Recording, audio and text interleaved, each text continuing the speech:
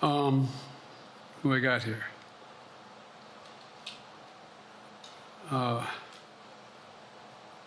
Merrick, Pulaski Radio. Thank you, Mr. President. How are you? I'm well.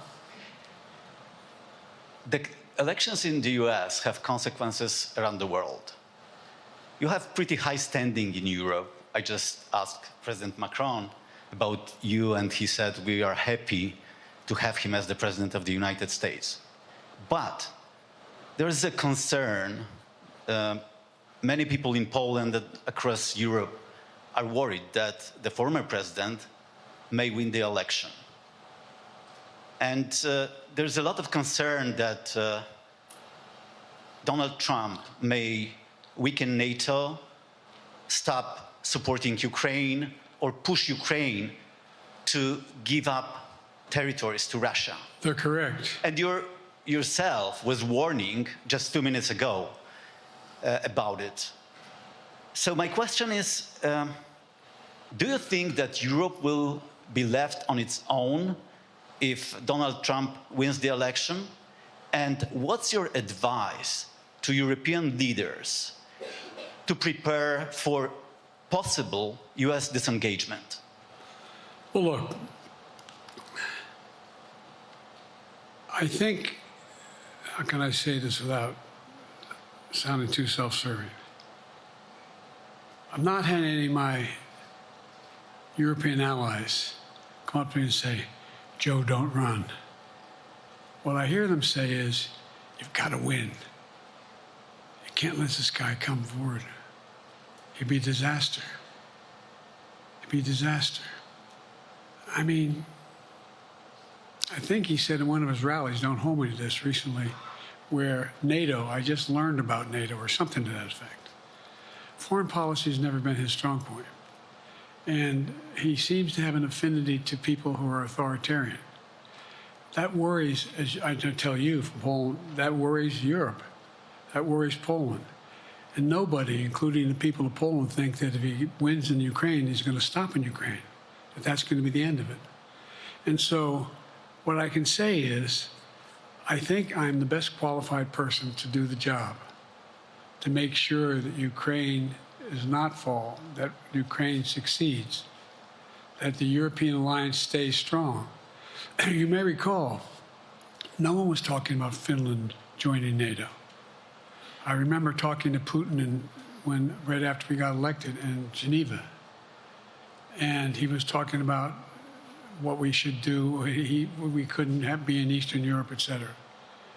And I said, you're looking for the Finlandization of Ukraine, as you're going to get the NATOization of Finland. And about 4 weeks later, I got a call. No, that's not true. Probably 5 months later, from the president of Finland, could he come and see me? In my office. I invited him to the Oval Office. We sat down and talked. He said he wanted to join NATO. Could I help? And I did. It wasn't automatic. And then I got a call from the Swedes. I beg your pardon?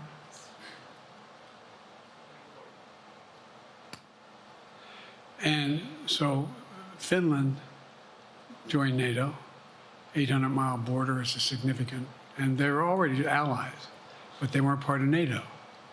And you heard, I think you heard, maybe, I can't recall what he said in public in our closed meeting, but he wouldn't mind being repeated. He said, we decided in Finland, the people of Finland decided they had to be part of NATO. It was in our interest because of the joint ability to be together, to dissuade any attack on Finland. And the same thing with Sweden. It took a lot of selling to some folks, particularly in Turkey and other places, to agree to the expansion. But it expanded. And we're a hell of a lot stronger because of it. We're more secure because of it. And by the way, I was able to get 50 other nations, 50, to support Ukraine. 50. And we were able to bring about a coalition of Europe and Asia, Japan and South Korea. I just we talked about AUKUS, and we talked about the relationship between Australia, New Zealand, Japan, South Korea, the United States. We're making the world safer and stronger because we have to deal with the new arrangement that exists in the world. The Cold War is over. The post-war era is over. What is going to replace it? And I respectfully suggest I have a pretty good idea what that should be. I've convinced a lot of people to follow it, and we're just going to get stronger. Hey, Sean Hannity here. Hey, click here to subscribe to Fox News YouTube page and catch our hottest interviews and most compelling analysis. You will not get it anywhere else.